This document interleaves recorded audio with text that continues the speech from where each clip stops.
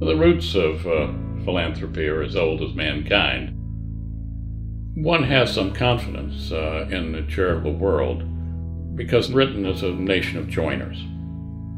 And we will always have bubbling up from below new institutions addressing local problems. London has always been a driving force. It's been a clearinghouse of information, among other things, for provincial institutions. In the 1790s, the Society for Bettering the Condition of the Poor was prominent in getting information out to villages and cities across the country. In recent years, an institution like St. Mungo's is doing the same thing for homelessness.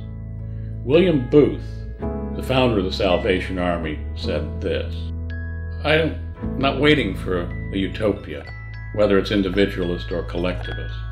I've got 1,000 hungry men in my shelter tonight, and I've got to feed them." And that's happening tonight. My name's Adam Rees. Essentially, I'm the head of what we call street and community outreach in St Mungo. So it's working with people on the streets, but also working with them when they've left the streets in their own homes. I'm Kathleen Sims and I'm the Street Outreach Manager for the Street Impact team. So St Mungo's is a charity and a housing association, and we've been set up since 1969, and we first were set up initially to help people off the streets. It was a response to people living rough in central London. From, I guess, quite humble beginnings in Covent Garden, giving out bread and helping people into dormitories really.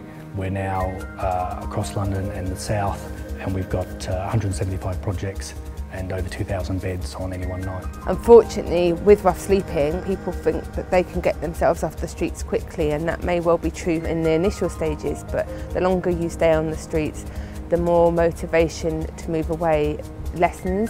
Day to day, it's about surviving, and it's about finding food to eat and finding shelter in the evening, and so your priorities very quickly change.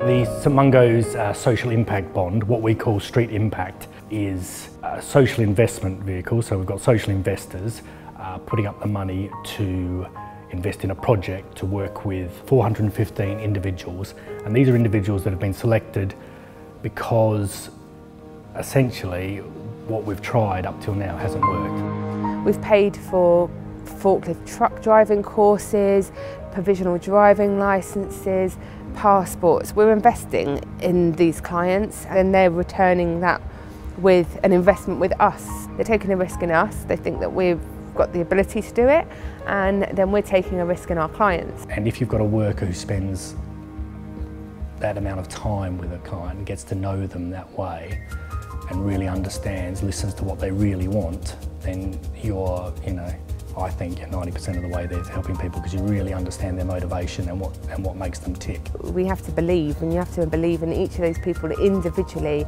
and I think that's what we are as a team doing, and we're challenging each other. It's not worked. It's not worked for these people. They're not recovering. They're living destitute on the streets. It's not okay to say, oh well, let's just keep doing the same old thing and hope that it gets better, even though empirically it's not. We're here to do something different, and in order to do that, we have to act differently and talk differently and show that we can be different and creative.